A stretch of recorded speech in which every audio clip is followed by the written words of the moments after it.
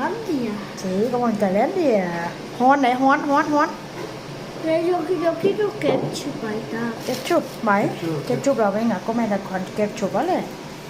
Ủa, bồi tali cô về đây. Nó đây nè, tali cô. สบายดีพ่อแม่พี่น้องมาเข้าครัวนำกันเด้อมื้อนี้กะจิทอดใส่กรอกเป็นอาหารเย็นถามลูกถามผัวจักจิกินอย่างดีเมนูนี้ก็ได้ตอนแรกกะว่าจิเฮ็ดอันต้มเส้นคิดว่าเฮ็ดก๋วยเตี๋ยวน่ะแต่ว่าลืมว่าบ่มีน่องไก่พี่น้องก็เลยบ่ได้เฮ็ดว่าซั่นซะเลยไปเห็นตู้เย็นเนาะไปเบิ่งตู้เย็นก็มีแบบว่าไส้กรอกพี่น้องมีไส้กรอกอยู่หั่นก็เลยแบบว่าคืออยากแบบว่าอันประเทศไทยหรือว่าประเทศลาวน่ะพี่น้องเขาเจ้าหั่นเป็นตอนน้อยๆแล้วเขาเจ้าก็ทอดจังซี่นะคืออยากกินแบบนั้นไปนำขึ้นฮอดบ้านติบ่สงสัยปีนี้จะได้กลับบ้านซะบ่พี่น้องเอ้ยค่อยก็เลยมาหั่นเป็นตอนน้อยๆแบบนี้แล้วก็หั่นแบบเป็นตอนแบบว่าอันเวลาเขาเจ้าขายน่ะเนาะเขาเจ้าจะหั่นเป็นตอนสั้นๆแบบนี้พี่น้องแล้วก็กินกับน้ำจิ้มน้ำจิ้มลูกซีนว่าเช่นซะคืออยากได้แล้วก็หลังจากหั่นอันใส่กรอกแล้วค่อยก็มาหั่นอันเนื้อไก่งวงเด้อเนื้อไก่งวงนี่เป็นหยังค่อยหั่นแบบนี้เวลาเฮาทอดหั่นน่ะเนาะมันสิบ่ได้โกบเข้าพี่น้องลองเฮ็ดเบิ่งเด้อ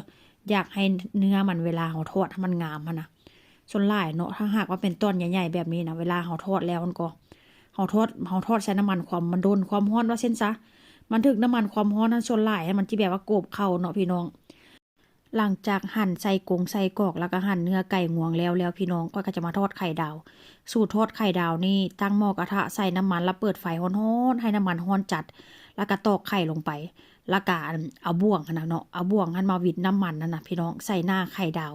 เห็นบ่มันก็จะสุกไวได้แล้วก็ข้างนอกก็จะกรอบข้างในก็จะฉ่ำว่าเช่นซะหลังจากนั้นก็จะมาทอดใส่กรอกต่อพี่น้องเมนูนี้ก็ลูกนี่ก็มักขนาดใดเพราะว่ามีอัน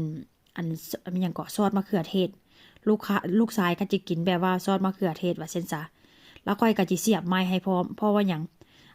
มันจะได้แบบว่าออกคล้ายๆแบบสไตล์บ้านเฮาอะนะสไตล์แบบสไตล์คนไทยสไตล์คนลาวอะนะ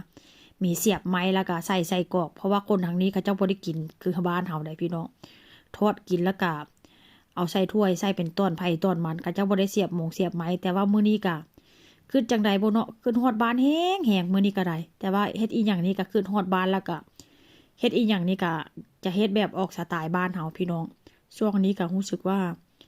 คิดอยากกลับบ้านได้แต่ว่าบ่ฮู้ว่าจะได้กลับบ่เพราะว่าค่อยกลับตั้งแต่2 ปีหลังพุ่นล่ะเนาะเวลากลับบ้านก็ไปฮอดเหยียบแผ่นดินไทยทั้งที่ว่าบ่แม่นแผ่นดินตัวเองนะพี่น้องเพราะว่าก่อนหน้านั้นเนาะค่อยก็ยังค่าเรียนแด่แล้วก็ค่าเฮ็ดงานเฮ็ดการแด่จังซี่นะเกือบ6 ปีที่ว่า